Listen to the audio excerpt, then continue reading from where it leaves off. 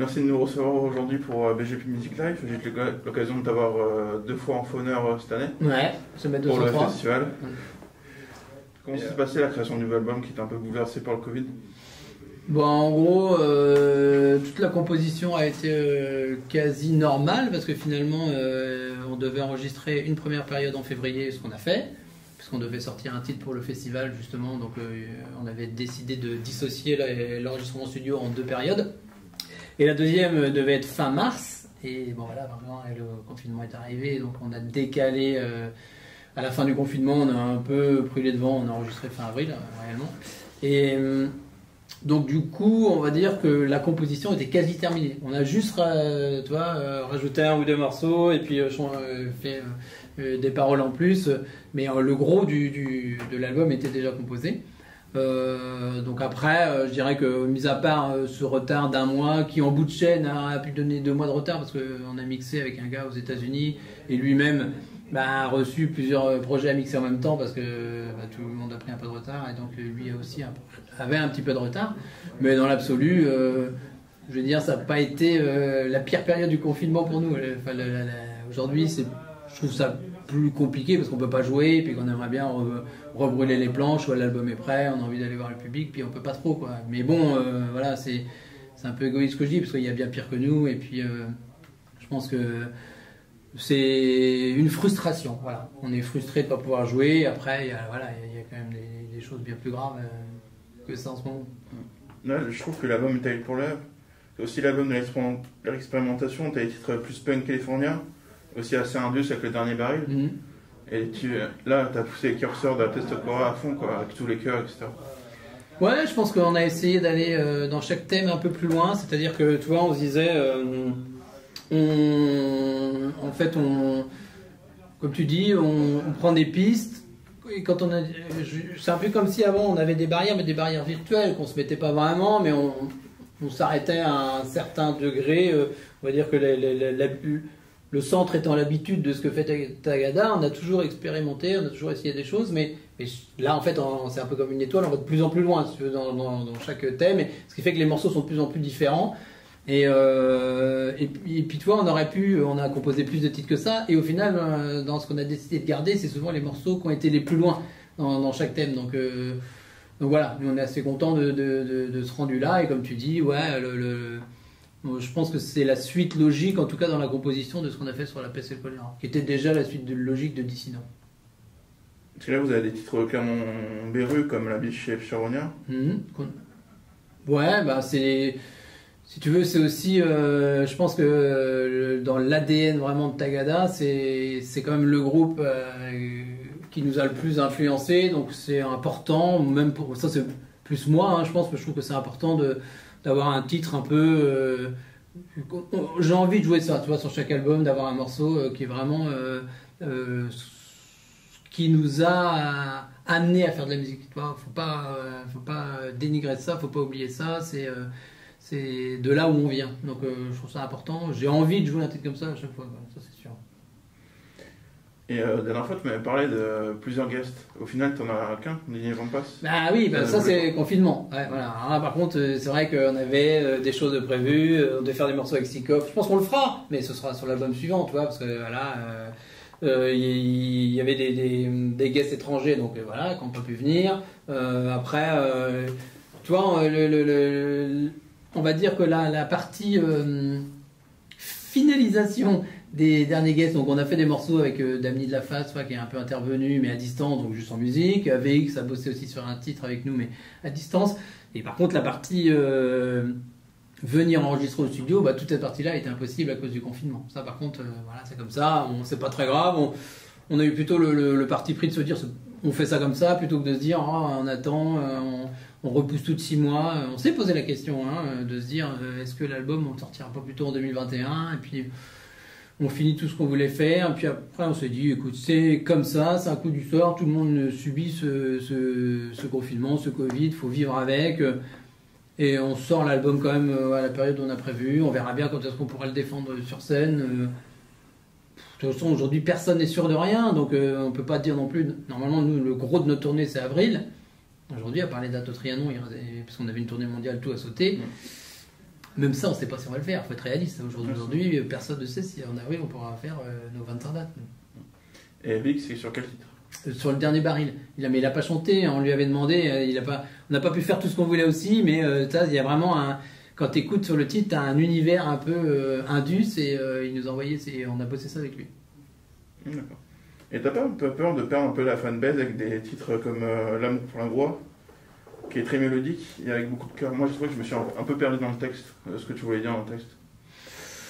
Non, en fait, c'est. Bon, tu sais, déjà, je pense que quand même dans le côté, si tu veux, parce que nous, on vient quand même du rock français, punk français, il y a quand même plein de groupes, c'est hyper chanté, quoi, tu vois, c'est pas l'opposé, je dirais, par rapport à ce qu'on fait, ce qu'on a toujours fait. Et ce titre-là, non, c'est un titre sur, si tu veux, on pourrait. Je dirais le référencer, tu vois, aux actions je pensais à Clément Méric, ou ce genre de choses. Enfin, tu vois, c'est après c'est ma vision de ces situations-là, quoi. J'ai pas l'impression qu'on se perd dans le texte par rapport à ça, quoi. Oui, c'est ce que j'ai un peu compris. C'est une manifestation antifa contre les fascistes. Parlons un peu des thèmes abordés dans l'album. Là, je trouve que c'est harcèlement vichy-iranien. Ouais. C'est les violences conjugales, et puis ça, à travers les violences même faites aux femmes, hein, là c'est pas conjugal, pardon, mais c'est violences faites aux femmes, et puis tu as le côté un petit peu aussi, c'est un petit peu à double sens ce titre-là, avec le côté, je dirais, attentiste de tous les gens qui voient ça et qui ne font rien. C'est aussi beaucoup ça, c'est-à-dire qu'on peut avoir à côté de nous, on peut avoir des gens qui te lancent des signaux d'alerte, toi, ou des femmes qui lancent des signaux d'alerte, et puis tu les prends pas, en fait, toi, tu laisses passer ça, et puis comme si de rien n'était. Donc il y a un peu aussi, c'est un double sens. Le deuxième sens, il est beaucoup axé là-dessus, où je pense que la passivité des gens est aussi un petit peu l'inaction des gens est un peu aussi à pointer du doigt. Et aussi, tu as des chansons qui traitent pas mal de l'écologie, les 4 éléments, l'addition, la nouvelle génération, ce qu'on voit aux générations futures. C'est un peu dans la lignée d'EcoWar. Ouais, on a toujours eu des morceaux sur le thème. Et puis je pense que là, en fait, quand tu fais la synthèse des 3 titres, je pense que ça veut bien dire ce que ça veut dire. C'est qu'il y a un côté positif, parce que je pense qu'il y a une prise de conscience des jeunes, et que je trouve, moi, tu vois, mes enfants, ils ont 18, 21 ans, tous leurs copains, enfin ça, il y a vraiment une vraie prise de conscience par rapport à ça.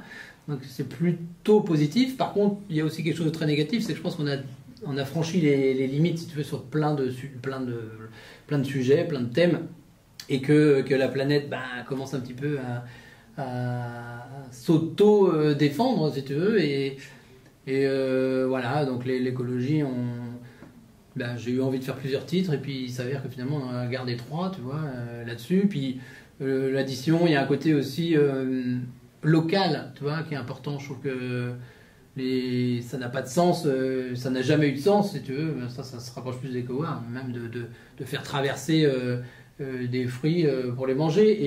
Et il y a un petit tacle sur le bio, où aujourd'hui le bio c'est bien, mais manger du bio qui vient de l'autre bout de la planète, ça n'a aucun sens, toi. Vaut mieux manger un truc de ton voisin, et qui va faire un peu gaffe à ce qu'il, même s'il n'a pas l'étiquette bio, mais qui va faire gaffe à ce qu'il fait, pas mettre trop de pesticides, et tout ça, plutôt que un produit qui est bio, bon, en plus tu sais pas trop s'il est bio, mais qui vient de l'autre bout de la planète, mais par contre avec tous les frais de transport et tout ça, ça n'a pas de sens, enfin, tu vois. Donc en gros, voilà, là-dessus, ce titre-là, c'est peut-être presque une suite d'EcoWar, presque. Et ça rappelle un peu la prise de position de Joby sur tout ce qui est en pesticides en Bretagne. Oui, c'est clair. Ouais. Parle-nous de Magnitude 13, du titre. C'est un sujet, si tu veux, qu'on n'a jamais évoqué, et puis t'as beaucoup de gens, en fait, ça fait partie de la vie, tu vois, la vie de tout le monde, et en fait, nous, on n'avait jamais évoqué ça avec Tagada, et j'ai eu envie d'écrire là-dessus, parce que ça touche forcément, de près ou de loin, enfin, tu vois, et que il faut que ce soit... c'est un morceau assez différent, il fallait que ce soit un peu touchant quand même, tu vois, ce genre de titre, parce que tu peux pas faire un titre comme ça, et puis que ça n'ait pas vraiment de de fond, tu vois.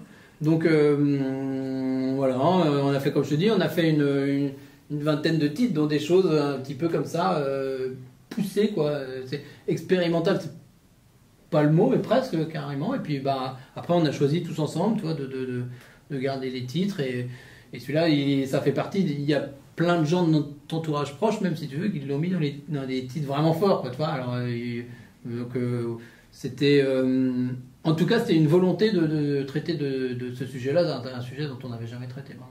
Là, ça parle de quoi? C'est les ruptures, quoi, tu vois, c'est les ruptures. Et puis, bah, ça, en fait, j'ai l'impression moi, dans ma vie, de n'être confronté qu'à ça, quoi, tu vois, en fait. Donc, dans le rock, ça, on n'en parle pas forcément beaucoup. Et puis, je me suis dit, bah, c'est quand même assez intéressant de parler de ça, quoi.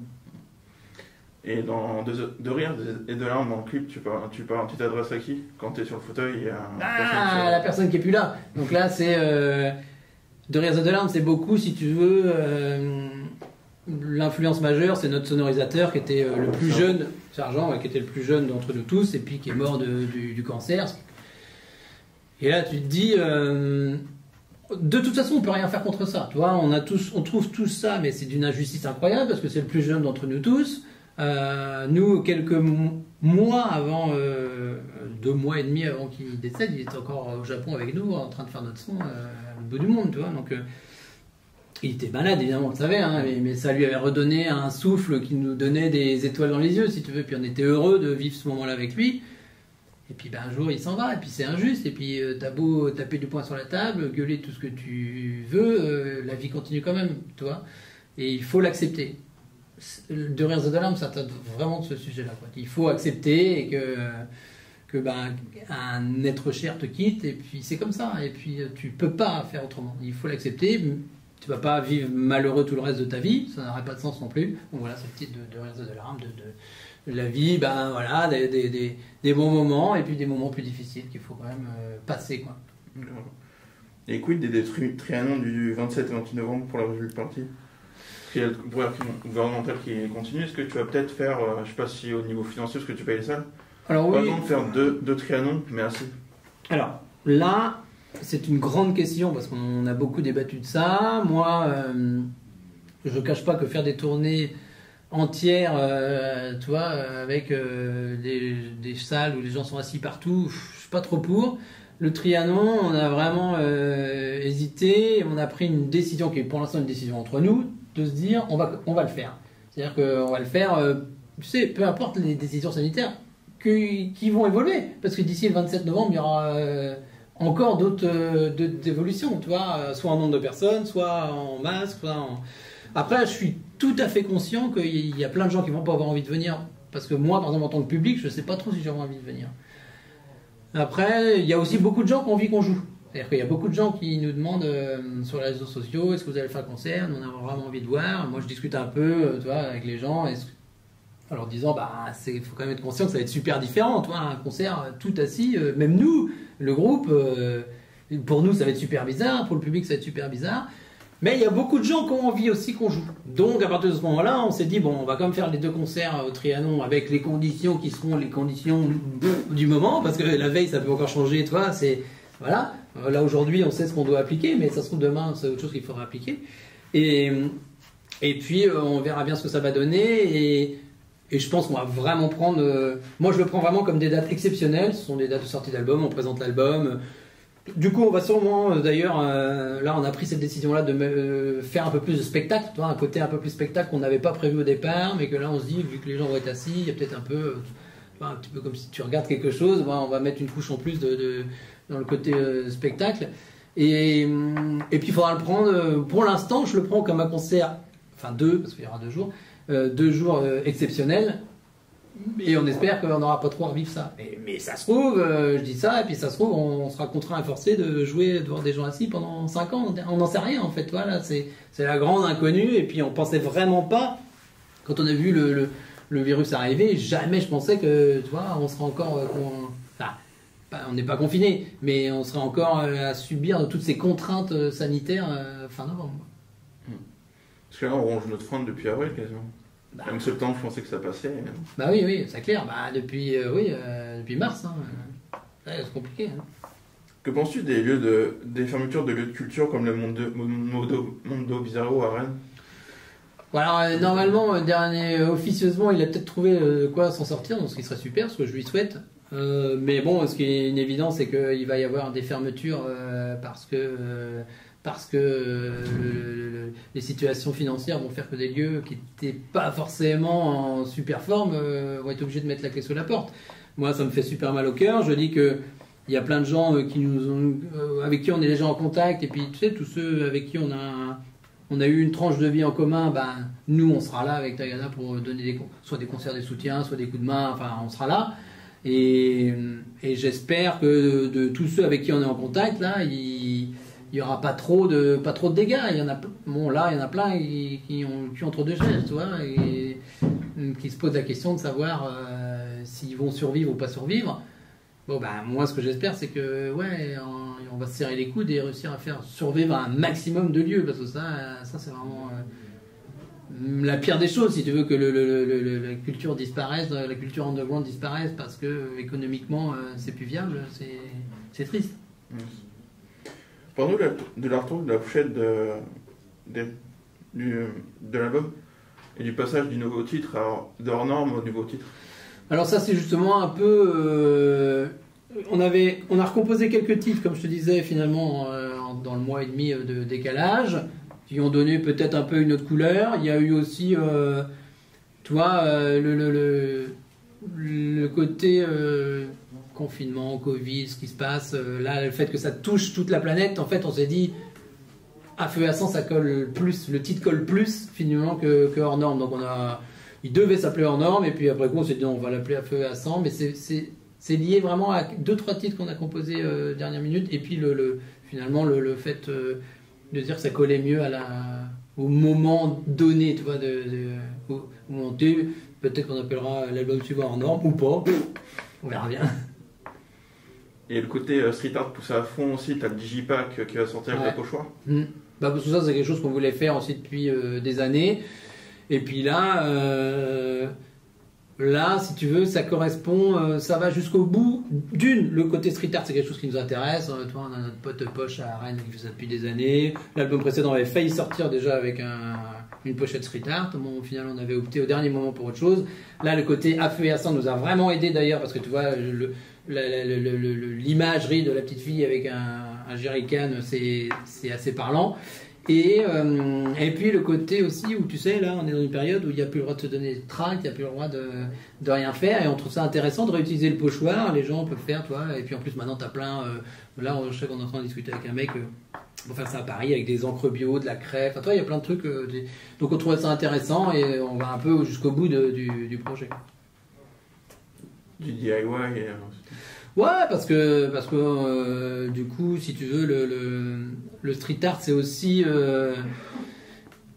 quelque chose qui n'a pas vraiment de valeur marchande. Les gens, ils vont, ils prennent, ils font un pochoir, et puis voilà, c'est pas, t'achètes rien, enfin tu vois, si, on a quand même fabriqué le carton qu'on va donner aux gens, mais ils peuvent, tu vois, par contre, en faire 100 des pochoirs, ils peuvent... Il y a... Le côté intéressant du street art, c'est aussi c'est culturel, le street art, tu vois, c'est de la culture, mais c'est une contre-culture. Et je trouve que c'est en ce sens-là où c'est assez en rapport avec ce que nous on peut représenter. On a vraiment beaucoup d'idées en commun, en fait. Je te laisse le mot de la fin pour l'interview. Est-ce que tu veux dire à tes fans? Que ça commence à être long, ça va être un peu long, que du coup, je pense qu'il y a plein de gens qui nous écrivent et ils ont hâte qu'on reprenne les concerts. Nous aussi, on a hâte de reprendre les concerts. Que du coup, voilà, je pense que les premiers concerts vont se faire sûrement dans une configuration différente. C'est dommage, mais bon, on est obligé on accepte, si tu veux, hein, on n'a pas vraiment le choix de toute façon.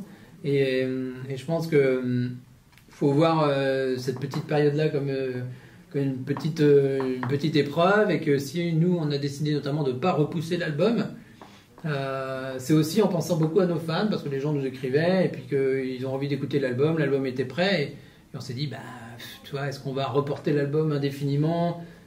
Comme je te disais, là on a une grosse tournée de prévue en avril, mais ça se trouve on va pas la faire. Alors on aurait fait quoi quand on aurait dit, ben, si on sort pas le disque en octobre, on va le sortir en janvier.